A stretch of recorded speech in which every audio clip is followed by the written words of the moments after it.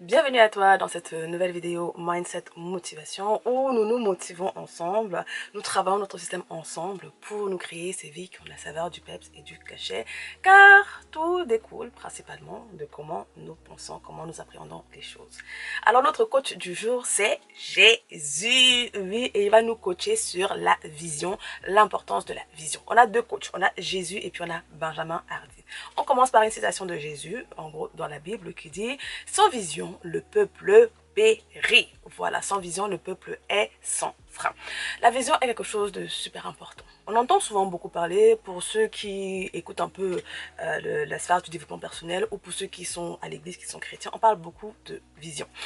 Et la plupart d'entre nous n'avons pas de vision, tout simplement, parce que quand nous naissons dans ce monde-ci, on a déjà un script qui nous est donné. En gros, tu nais, tu grandis, tu vas à l'école, tu finis tes études, tu vas à l'université, tu finis tes études, tu as un travail, tu te maries, tu as des enfants potentiellement, tu travailles jusqu'à la retraite, et puis tu pars à la retraite, et puis tu meurs. Voilà. En passant, tu payes des factures, tu payes des impôts. Donc, et tu prends quelques vacances ici et là. Et tu peux faire des dons de temps en temps pour être moralement une bonne personne. Donc, nous avons un script que parfois la plupart d'entre nous vont croire que c'est ça notre vision. Mais c'est le script général que la société, l'environnement dans lequel on va naître va nous imposer sans qu'on ne s'en rende compte. Si c'était notre vision, on pourrait dire que l'Occident serait le continent, en tout cas l'Occident, tout ce qui généralise l'Occident, seraient les continents les plus heureux, les plus épanouis. Sauf qu'on se rend compte que ce n'est pas vrai. Parce que malgré l'abondance, malgré la richesse qui est propre à le développement qui est propre à ces pays, dont ces continents qui constituent l'Occident, en tout cas à ces pays développés, on se rend bien compte que ce n'est pas le bonheur qui règne au maximum. Hein. La plupart des pays les plus dépressifs se trouvent plutôt en Occident. Ça veut dire que en dépit de ce script qui semble bien, qui semble parfait, que la plupart des individus suivent, il y a un problème. Pourquoi s'il était si parfait, pourquoi si c'était notre vision, pourquoi sommes-nous malheureux alors? Pourquoi sommes-nous malheureux? Et c'est où entre la vision personnelle que chacun d'entre nous aura. La vision ne veut pas dire que ce sera forcément différent du script, mais la vision est l'image qu'on a. La vision est le rêve qu'on peut avoir, qu'est-ce qu'on voit dans l'invisible, qu'est-ce qu'on voit dans le futur pour chacun d'entre nous, et c'est quelque chose qui doit être propre, c'est quelque chose qu'on doit s'asseoir individuellement pour écrire, pour créer, pour imaginer, voilà, il faut imaginer, s'asseoir, qu'est-ce qu'on veut, et la vision va déterminer au final les actions qu'on va porter dès maintenant, parce que de la même manière que quand on va prendre notre voiture pour aller quelque part, la vision est le point d'arrivée où on va. Donc quand on part, on prend sa voiture pour aller à un endroit ou bien qu'on prend une série de transports pour arriver à un endroit. Qu'est-ce qu'on fait? On met dans le GPS ou on met dans notre application de transport en commun et le GPS va nous donner un itinéraire pour arriver à cet endroit-là. L'itinéraire va nous permettre de suivre pas à pas et nous assurer que nous sommes sur le bon chemin. Et quand on arrive, plus on se rapproche de la destination, plus le GPS va nous l'indiquer et plus on sait qu'on est proche. Donc, la vision pour nous, pour notre vie, sera ce point de destination-là. Et les différentes actions que nous allons porter au quotidien sera la trajectoire, le cheminement que nous allons prendre pour atteindre cette destination que nous avons pris le temps individuellement de nous poser et d'examiner. Pourquoi ça ne va pas souvent? Parce qu'on n'a pas d'image claire de ce qu'on veut pour demain. Qu'est-ce qu'on veut? Parce que ce qu'on veut est différent les uns pour les autres, même dans la définition. C'est-à-dire qu'on va dire que, ok, je veux être heureux, ok, je veux être riche, ok, je ne veux pas avoir de problème financier, ok, je veux être en bonne santé, mais je vais avoir un couple heureux, voilà, je veux m'épanouir dans mes relations, mais ça veut dire quoi? En fait, ça veut dire quoi? Parce que juste être riche, pour toi et pour moi, ça peut avoir deux définitions complètement différentes. Pour une personne, être riche, c'est avoir 1500 euros. C'est ça pour lui être riche, parce que peut-être lui, il vient d'une situation vraiment de détresse, donc il n'a jamais eu cette somme-là. Donc pour lui, il est riche. C'est-à-dire que si on prend, par exemple, on va prendre des images, des exemples très graphiques, très exagérés, pour nous permettre à tous de bien comprendre la puissance, l'importance de la chose. Si on prend, par exemple, un migrant qui est quitté de l'Afrique, qui est passé par la mer, qui est passé par le désert, s'il arrive ici et qu'il touche 1500 euros, qu'il n'avait jamais touché auparavant, pour lui, il est riche. Pour lui, c'est un signe de richesse, ce sera suffisant. Pour lui, ce sera le bonheur. Mais pour toi et pour moi qui travaillons ici, et ceux qui sont peut-être nés ici, qui avons des tonnes de factures, 1500 euros, nous savons que c'est rien. Voilà, parce que nous sommes à des dimensions différentes. Donc pour toi et pour moi, juste la définition de la richesse sera quelque chose de complètement différent. Pour une autre personne, 3 000 euros, c'est être riche, ça lui va.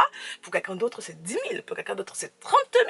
Pour quelqu'un d'autre, c'est exact. Voilà, ainsi de suite, ainsi de suite. Nous avons tous des définitions différentes, même dans les concepts qu'on pense tous vouloir. Que veut dire être heureux pour toi? Que veut dire être heureux pour moi? On n'a pas la même définition. Si on s'assoit et qu'on évalue ce que veut dire être heureux, ce que je vois dans le bonheur, tu vas te rendre compte qu'il y a quelques similitudes, mais pas forcément la même chose. Si on prend le domaine de la santé, que veut dire être en bonne santé pour toi? Pour une personne, c'est avoir un rhume de temps à autre, et ça va pour lui. Pour une autre personne, c'est être capable voilà, d'aller à la salle de sport 6 jours par semaine et tout, manger ça. Voilà. C'est sa définition, c'est sa vision en fait de la santé, de la bonne santé. Donc, il est important pour nous de nous asseoir individuellement et de la définir. De telle sorte que quand on se retrouve dans des endroits où ça ne nous convient plus, la vision qu'on a, le rêve qu'on a, va nous permettre de déterminer que cet endroit n'est plus bon pour nous et il est temps que je change d'environnement. Parce que même par rapport au travail, ce n'est pas tout le monde qui veut avoir un travail palpitant, un travail stressant, un travail sous pression, un travail qui change tout le temps. Même par rapport au travail, nous avons tous des définitions différentes de ce qu'est un bon travail. Il y a des personnes dont la vision, voilà, le rêve, la belle vie, ce serait de vivre à la campagne. D'autres, c'est de vivre dans une grande méga-ville, une mégalopole et tout, où ça shake, où ça bouge tout le temps. Pour quelqu'un d'autre, ce serait d'avoir une vie de nomade. Pour quelqu'un d'autre, ce serait d'avoir sa propre maison, d'acheter sa propre maison tranquillou et de vivre avec ses proches autour. Quelqu'un d'autre voudra être aux 4 coins du monde tous les 3 mois. Vous voyez, il y a tellement de diversité, de différents dans ce qu'est être heureux, le bonheur. Ouais, donc on a besoin, toi et moi, de nous asseoir et de le définir. Parce que la problématique quand on ne le définit pas, c'est qu'on se retrouve à suivre le script général et de manière inévitable, tôt ou tard, on se retrouve malheureux parce que ce n'est pas nous. C'est parfois la vie que nos parents ont voulu, c'est la vie que la société a voulu, c'est la vie que ceux qui sont autour de nous ont voulu pour nous. Et nous on dit que c'est bien, ah bah tiens, tu as du talent, donc ça serait pas mal ça. Et donc on suit comme ça, de manière assez passive au quotidien, les indications, et parfois c'est de bonne volonté, c'est avec vraiment amour qu'on nous dit ces choses-là. Mais chacun d'entre nous, nous devons nous asseoir pour évaluer cela. J'ai quelques citations concomitantes. Comme je disais, il y avait Benjamin Hardy que j'avais suivi, qui est un psychologue sur YouTube. Franchement, si tu écoutes l'anglais, je te le conseille vivement. Il avait dit cette citation. Il dit, les personnes qui ne réussissent pas prennent leurs décisions basées sur la situation actuelle, alors que les personnes qui ont du succès prennent leurs décisions basées sur ce qu'elles veulent devenir. Alors, la vision va nous aider. Un autre point intéressant par rapport à l'importance de la vision, c'est qu'elle va nous aider à tenir ferme, notamment aujourd'hui quand ça va mal. Parce que c'est la vision qui nous permet, quand les difficultés, quand les échecs se présentent, quand les trahisons se présentent, de pouvoir persévérer parce qu'on a un objectif. Même Jésus, qui est notre coach du jour, dont la situation première venait, même Jésus, il a accepté de subir tout ce qu'il a subi. Voilà, les mépris, les insultes, les moqueries à son époque, parce qu'il avait une vision précise. Parce que tu n'acceptes pas de subir toutes ces choses-là, les insultes, voilà, tout ce cauchemar qu'il a pu vivre, si tu n'as pas une vision précise, tu ne peux pas. Tu ne peux pas. Même les entrepreneurs, même ceux qui veulent créer quoi que ce soit, quand on va lire le parcours de certains entrepreneurs, de personnes qui ont réussi, on va voir que c'est semé d'embûches, c'est semé de trahisons, c'est semé de complications. Si tu n'as pas une vision précise, tu ne pourras pas tenir. Tu ne pourras pas tenir ferme, être motivé, te relever quand tu es tombé. Parce qu'on n'a pas dit que la vie est un long fleuve tranquille. Il y a des moments où on tombe. Mais comment se relever? C'est parce qu'on a une vision précise. La vision va nous aider à faire les bons choix aujourd'hui. Si je prends mon cas par exemple, tu vois mes bilans à chaque fois. Malgré que depuis le début de l'année, j'ai pas eu du succès dans tout ce que je voulais, je continue à persévérer. Pourquoi? Parce que j'ai une vision de moi précise. J'ai des objectifs. Voilà, j'ai une vision vraiment qui va me diriger au quotidien. C'est de cette vision-là que découlent les objectifs que je me mets mensuellement et ce qui me permet de tenir ferme, même quand je n'ai pas réussi, de ne pas me décourager, de dire ok, je n'ai pas réussi là, mais je continue à persévérer parce que quoi? J'ai une vision. Je ne suis pas satisfaite de où je me trouve. Où je me trouve, j'ai décidé que ce n'était pas mon point d'arrivée. Moi, j'ai une destination. Alors, cette vision-là me permet de continuer à travailler aujourd'hui, à mettre en place des stratégies, à mettre en place des actions dès aujourd'hui afin d'arriver à cette destination. Parce que sans vision, comment tu sais que tu es arrivé? Hein? Sans vision, comment tu sais que tu es arrivé? Si tu n'as pas une destination, comment tu sais que tu es sur le bon chemin? Comment tu sais que tu as dévié ou que tu es en train d'avancer sur le bon chemin? C'est cette vision-là qui va te permettre de déterminer s'il y a des changements qu'il faut mettre en place ou si je persévère, je continue. Est-ce que j'abandonne ce que j'ai commencé ou est-ce que je continue? Parce que personne ne nous a dit qu'on devait persévérer avec les choses qu'on a commencées. Peut-être qu'on peut commencer une chose et puis on se rend compte tout simplement que, ah bah non, ça me convient plus. Ma vision, voici ce que j'avais. Est-ce que j'ai commencé à faire, ce que j'ai, la manière dont les choses avancent, ça ne me convient plus. Même les relations qu'on a, hein, parfois on se retrouve dans des relations toxiques, de mauvaises relations qui ne sont pas vraiment à notre avantage, qui ne nous font pas du bien, qui ne créent rien de bon. On persévère là-dedans. Pourquoi? Parce qu'on n'a pas une vision. On n'a pas une vision de ce qu'est une bonne relation, on n'a pas une vision de, voilà, de ce qu'est l'amour pour nous, voilà. Donc, prenons le temps de définir. J'ai d'autres citations également que je voudrais te partager. Par exemple, il y a Robert C. Allen qui dit le futur que tu vois est celui que tu obtiens. Zig Ziglar a dit la manière dont tu vois le futur est plus importante que ce qui s'est passé dans le passé.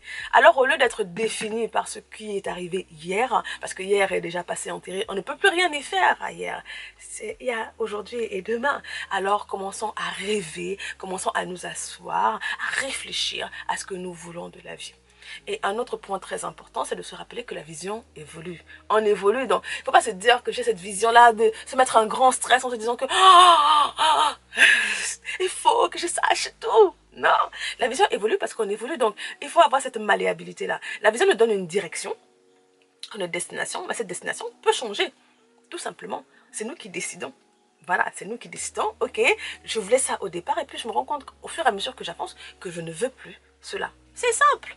C'est pas compliqué. Il y a des gens qui avaient commencé dans un travail normal et puis se sont rendus compte que, ah bah non, le CDI, toute ma vie, ça ne me convient pas. Ils sont lancés dans l'entrepreneuriat. Il y en a d'autres qui sont lancés dans l'entrepreneuriat. Ils se rendent compte au fur et à mesure des années que j'aime quand même le fait d'avoir la sécurité de l'emploi. Et ils sont repartis dans l'emploi classique. Donc, il n'y a pas de script fermé, il n'y a rien qui est barricadé. Non.